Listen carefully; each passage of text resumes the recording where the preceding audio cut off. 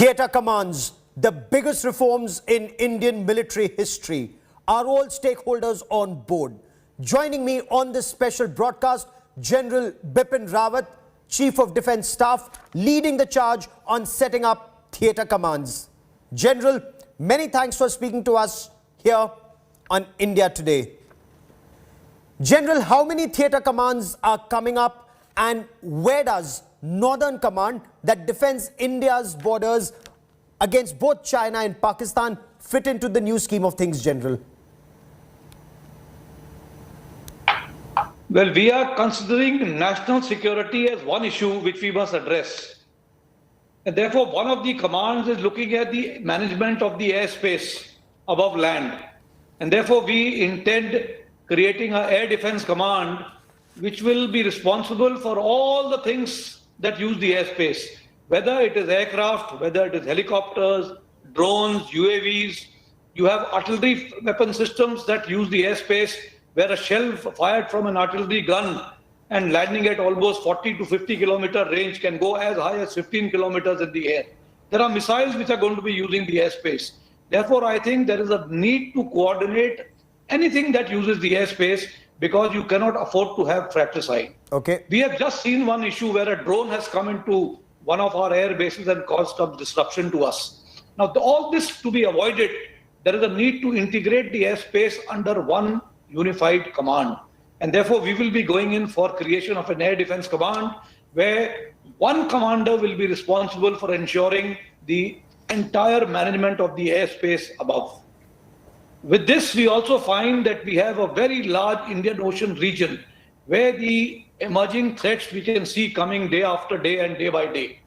Now, these need to be dealt with.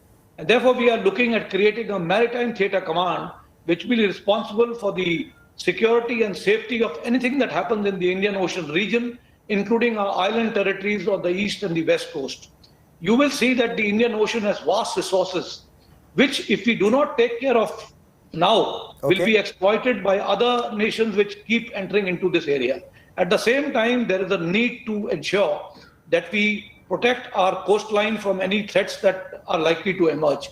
We have a large number of organizations responsible for coastal security. We have the State Coastal Police, you have the Coast Guard, and then you have the Indian Navy. You have the fishermen who are operating, who also work as your eyes and ears.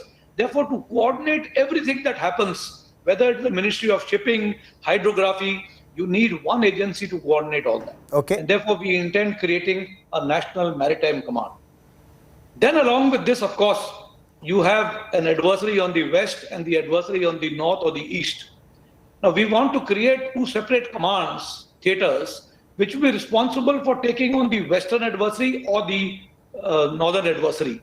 Now, of course, we are concerned about two-front war. But should a two-front war be thrust upon us, we will be deciding on the primary front and a secondary front, depending on where the larger threat emerges. So based on that, resource allocation ab initio will be catered for ensuring credible defense that we need to have. But at the same time, resources from one theatre can be made available to another theatre, depending on whichever is your primary front. So therefore, we intend creating two fronts, one on the west and one on the north. Now, what happens to the Northern Command, sir? Yeah. Coming especially to the Northern Command, if you see, Northern Command today is undergoing a different kind of a situation. We have the terrorism and insurgency which is going on there. The Northern Command is one command which looks after both the fronts, that is the China front in Ladakh and the Northern front in the Kargil sector. Now, this is one area which would actually witness a two-front war. And then you have a unified command headquarters which is functioning very well, which is ensuring stability in the internal security in Jammu and Kashmir, which, if you can see, is gradually improving day after day. But the fact that the situation improving does not mean that the situation again cannot turn ugly. We have seen this emergence of this situation, the way it is now emerging, going into I would say, some kind of semblance of peace emerging in Jammu and Kashmir. It can again turn ugly depending on what action is initiated by our Western adversary. Therefore, we have to be careful and not let our guard down, and we do not want to disrupt the existing organizational structure of Northern Command. Therefore, Northern Command, for the time being, will remain as a command, while we will have two theatres